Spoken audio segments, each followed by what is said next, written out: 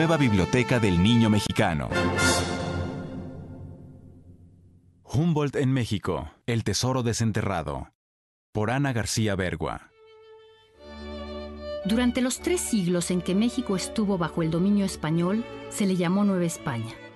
En todo ese tiempo fue como un tesoro escondido, pues los únicos que podían viajar a las colonias de España en América eran los propios españoles y los misioneros de la Iglesia Católica. El resto de los europeos sabían muy poco sobre la vida de nuestras tierras. Ignoraban qué montañas, qué animales o qué plantas había en ellas. Tampoco sabían muy bien cómo habían sido las civilizaciones indígenas que encontraron los españoles y cómo vivían todos juntos, españoles, criollos, indios y mestizos. Además, muchos europeos tenían una gran curiosidad: el siglo XVIII, es decir, los 100 años que empiezan con 1700. Se llamó el siglo de las luces. Entre otras cosas, porque a los europeos les entró un gran afán por conocer el mundo. Fue entonces cuando, por ejemplo, se inventó la enciclopedia.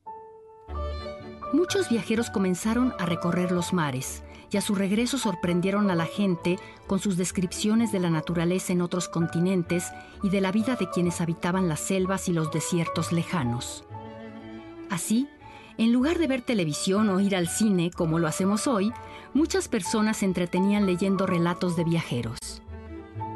Fue uno de estos viajeros quien se encargó de difundir al mundo las maravillas de la Nueva España.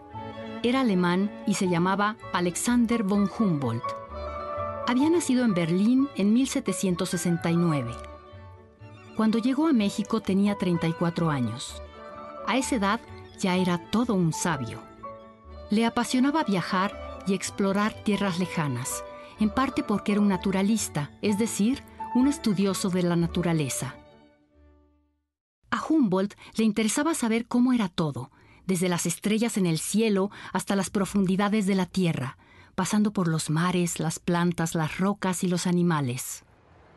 Había viajado a Sudamérica con un amigo suyo, también naturalista, el francés Aimé Bonpland, y juntos desembarcaron en Acapulco en el verano de 1803.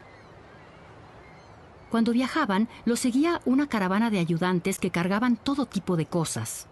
Además de ropa para varios meses, así como libros y cuadernos, llevaban brújulas, telescopios, microscopios, balanzas, barómetros y termómetros, entre otros instrumentos de aquella época que ahora te parecerían de lo más curioso, pues estaban hechos de madera y metal. Apenas estaba estudiando la electricidad. Así, donde quiera que iban, Humboldt y Bonpland medían el terreno, anotaban las temperaturas y la presión atmosférica, recogían plantas, insectos y pedazos de roca que guardaban en jarros y frascos. También estudiaban las corrientes marinas y las tormentas eléctricas. Humboldt hablaba con los habitantes del lugar para saber cómo vivían, qué comían y qué cosas fabricaban. Eso hizo en Acapulco, donde tan pronto llegó, trazó por primera vez un mapa de la bahía. Después, emprendieron el camino a la capital. Humboldt no solo era un gran explorador, también era un hombre muy educado. Su fama había llegado a oídos de toda la corte de la Nueva España y el virrey lo quería conocer. El virrey era quien representaba al rey de España en las colonias. En ese tiempo, gobernaba el virreinato José de Iturrigaray, quien se entusiasmó mucho con los estudios de Humboldt y le dio permiso de consultar todos los archivos que le pudieran servir. Por ejemplo, él ya había mandado contar una vez a los habitantes de la Nueva España, en 1793. Sobre este dato, Humboldt calculó que la población en 1808 era un poco mayor a 6,5 millones de personas, un poco menos de las que hay actualmente en Jalisco o en Veracruz. También los sabios mexicanos más importantes de aquella época quisieron conocer a Humboldt, en especial los que trabajaban en la Escuela de Minería, que en aquel entonces era la academia de ciencias más importante de la Nueva España. Humboldt quedó muy sorprendido. Ninguna ciudad del nuevo continente, escribió después, sin exceptuar las de los Estados Unidos, presenta establecimientos científicos tan grandes y sólidos como la capital de México. Citaré solo la Escuela de Minas, dirigida por el sabio Eluyar, el Jardín Botánico y la Academia de las Nobles Artes. Como a Humboldt le interesaban mucho las minas, visitó las de Pachuca, Real del Monte y Guanajuato. Las minas de Guanajuato eran famosas porque de ellas se extraía plata.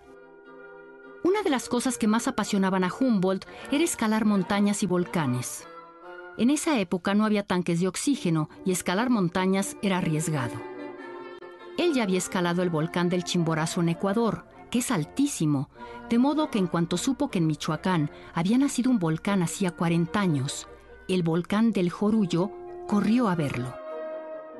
Luego contó en sus escritos que cuando estuvo ahí, el volcán estaba rodeado de innumerables conos pequeños todavía humeantes, es decir, que estaba en actividad. También escaló el Cofre de Perote. No subió al Popocatépetl ni al Iztaccíhuatl, pero con sus instrumentos pudo calcular qué altura tenían. Algo que dejó a Humboldt muy impresionado fue conocer cómo eran las antiguas culturas mexicanas. Imagínate que en 1790 se encontraron enterradas, bajo la Catedral de la Ciudad de México, las grandes piedras del calendario azteca y la Coatlicue. Hoy el calendario está muy bien cuidado en el Museo de Antropología, pero en aquel entonces estaba en la calle apoyado a un lado de la catedral para que la gente lo viera. Los estudiosos de entonces llevaban algunos años tratando de descifrar su significado. Humboldt enseguida se ofreció a ayudar, pues sabía mucho sobre el lenguaje de jeroglíficos de otras culturas antiguas, como la egipcia. Y pidió que desenterraran a la Coatlicue para poder estudiarla.